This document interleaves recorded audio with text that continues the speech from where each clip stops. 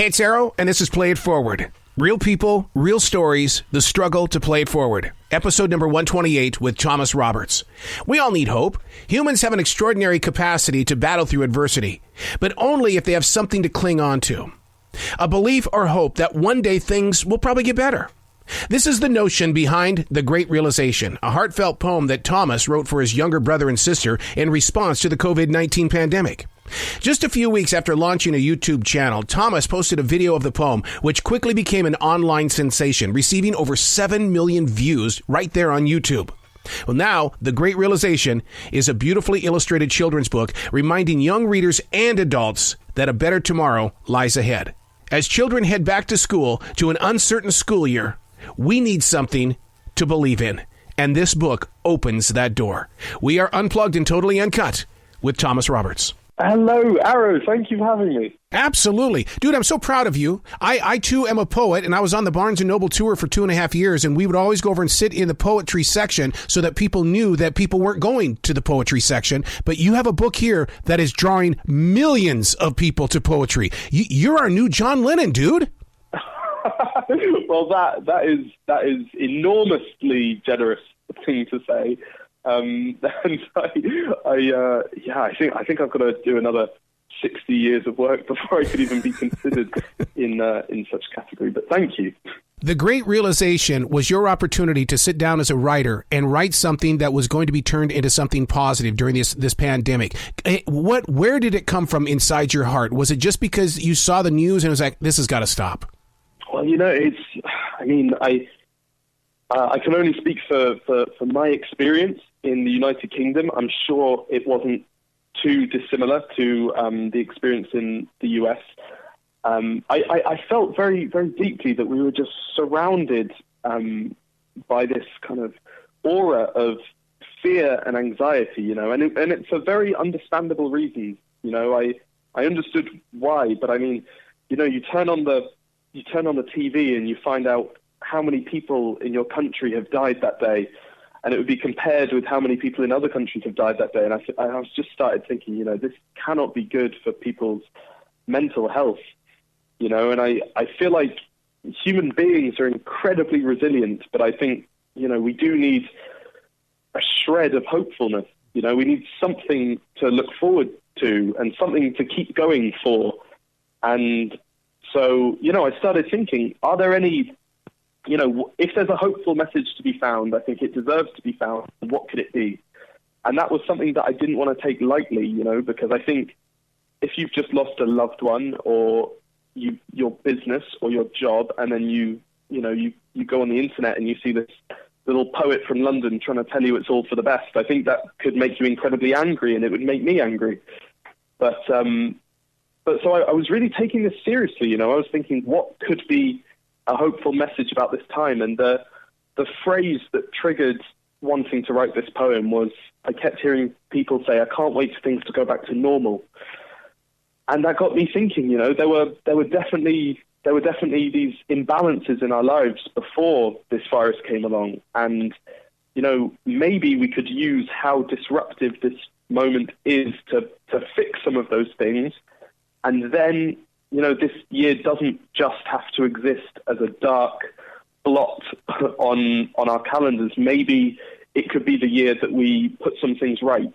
And, to me, that seemed pretty hopeful. Well, let me tell you how effective this book is. 2 days ago, when the book arrived at my house, was the day that they said 1 million people had passed away because of the pandemic. I sat down with your book. I read your book 4 times, and I want you to know that every time that I read it, it was like, oh my God, I feel so much better. There's a language here. There's an interpretation. And so it is a very effective book. And parents, as well as adults, should be sharing this book with their grandkids as well as their students at school. Thank you. So, and honestly, it's so meaningful to me that, that even just to hear that, in your specific situation, you were feeling this way about us reaching this really bleak landmark of number of fatalities, and then, and this story was able to, lift you out of that. And I think that's what I hope more than anything. I hope that this story And this book, I hope it can serve as a tool for parents, and for teachers and for anyone who wants to either explain this time to little ones, because, whether we like it or not, we will never forget what happened in 2020. That's always going to be a year that lives in our memory. And also, not just for explaining what happened this year to us, but also for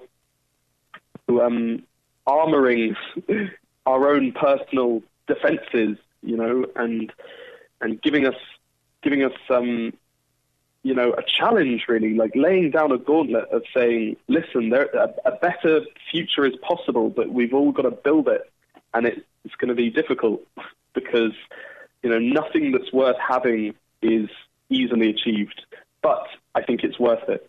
And, if a lot of other people think it's worth it too, then I think things could improve so much that, just like in the story, we'll look back at this year as not for the suffering and not for the difficulties, but we'll look back at this year as a turning point. And there's nothing more hopeful than that. From one writer to another writer, Thomas, you got to tell me what it's like to be able to write a story like this or a piece of poetry like this. 60 million people and more have heard it. They've seen the videos. They're reading the book. That next piece of poetry, is it a chore? Did it fall out of you yet? What's going on to your creative system? Because when you write something as big as this, the follow-up, man, is it painful? I mean, I try and set myself certain little rules, which are to, I think as much as possible, you've got to be appreciative of audience, and you've got to be grateful for your audience. But I think you can't be beholden to your audience. You've got to write, you've got to write from a place of integrity and about what's meaningful to you. I saw this phenomenal interview with Tom York from Radiohead once, where he said, if I tried to make music that I thought my audience would like, I would have become irrelevant a long time ago. All you can do is make what you want to make and tell the stories that you believe in, deeply, and share those messages. And, if anyone wants to come with you, then that's a blessing. And, if people don't, then, that's completely fine. That's everyone's prerogative. So yes, and that mindset actually makes it not a stressful process. It makes it a very peaceful process. Things that interest me, I turn into work. If they interest other people, then that's wonderful, and then I'm very lucky, and I get to, make children's books. And if they don't, then it's okay because it interested me. You've got to come back to this show anytime in the future, Thomas. The door is always going to be open for you. The stage is going to be here anytime you need it, sir. Bless you, Aaron. Thank you so much for having me. You bet. You be brilliant today, okay, sir? Thank you. That's Play It Forward. You can hear other conversations just like this one on all 3 of my podcasts. Like It's Live, Unplugged and Totally Uncut, and View from the Writing Instrument, all found on every digital platform.